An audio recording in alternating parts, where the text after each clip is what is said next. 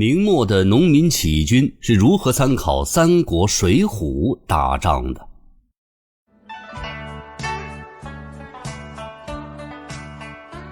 晚明时期，中国局势变化莫测，战争频发。与受过正规教育的官员不同，农民起义军领袖在作战时所参考的书籍大多都是水浒三国这样的小说。清朝人曾总结说，像张献忠、李自成等起义领袖，起初时皆是乌合之众，队伍毫无纪律。但随着攻城略地，势力逐渐壮大，他们渐渐开始具有战略的原因，皆在于他们以《三国演义》中的战法为唯一的战略秘籍。对于农民军来说，水浒三国作为孙子兵法的替代，不仅具有实用性，也富含趣味性，所以深受起义军的欢迎。远在东北的努尔哈赤同样对这两本书情有独钟。曾有记载说，本朝未入关之前，努尔哈赤曾亲自派人翻译《三国演义》，作为给部下用兵打仗的参考。那今天的节目，我们就来说说明末农民起义军是如何参考水浒三国来打仗的。水浒三国可以被视为明清时期农民革命的教科书。明末清初的史学家查继佐在明书中认为，这些起义事件的发生都是因为水浒的影响，这导致了大明王朝元气大伤。明末起义军的一个特点就是诸贼皆讳其名，以混号动众，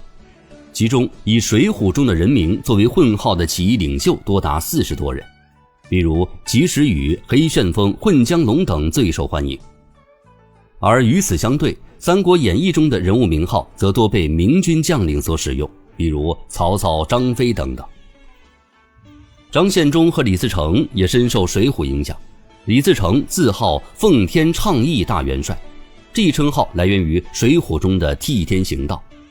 而他早期组织的36营也模仿了水浒中的36大火、72小火的架构。令人难以想象的是，从南至重庆、四川，北到东北边陲，这些非官方的军队领袖们竟然不看正统兵法，而是依靠小说为指南，并且还真的是摇摇欲坠的大明帝国一步步地走向了灭亡。三国演义里经常使用的离间计也被后世纷纷效仿。周瑜通过情报离间蒋干的故事，甚至被清代人学以致用。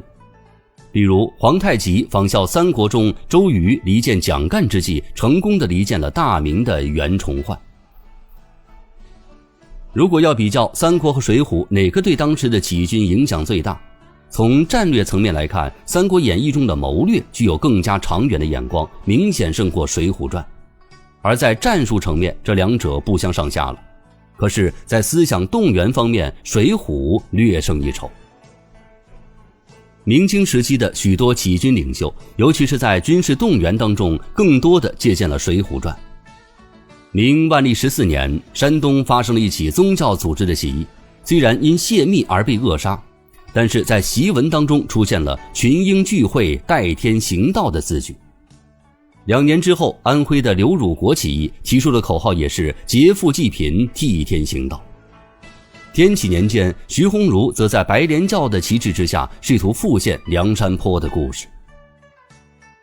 由此可见，在这个时期，这两本小说对于当时文化程度较低的农民起义军的作用，可是远远超过了孙子兵法等古代将领常用的兵法书籍，